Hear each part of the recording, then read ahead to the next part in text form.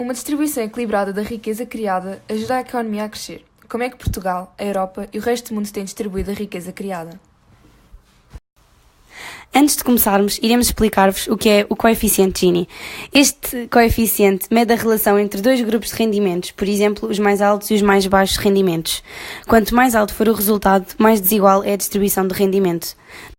Haverá sempre diferenças de rendimento entre as pessoas que vivem num determinado país. A questão fundamental está na dimensão dessas diferenças. Atualmente, a ciência económica está convencida de que uma economia tem mais potencial de crescimento se o rendimento por ser criado for distribuído de forma equilibrada pela sua população. Em Portugal, as diferenças de rendimento entre as pessoas são tradicionalmente elevadas.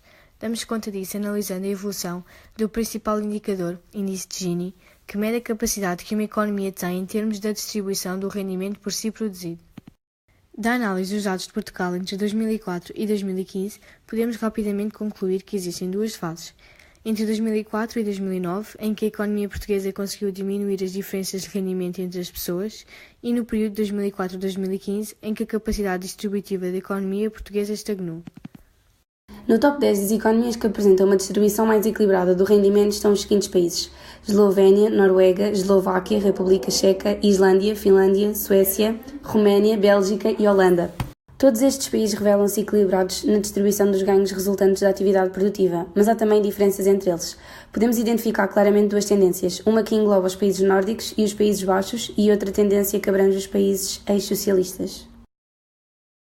Nos países nórdicos e nos Países Baixos, o rendimento médio distribuído por cada indivíduo é alto, ou seja, as pessoas ganham bem, o que facilita ainda mais o crescimento económico sustentado.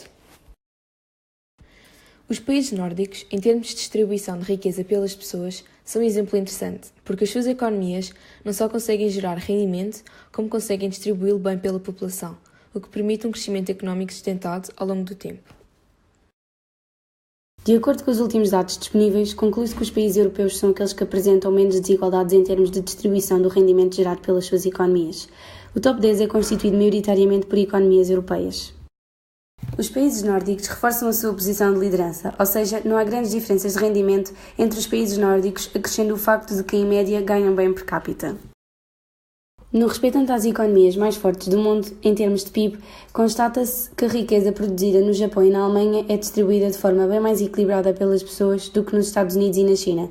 Relativamente à Alemanha e ao Japão, os Estados Unidos e a China são 35% mais desiguais.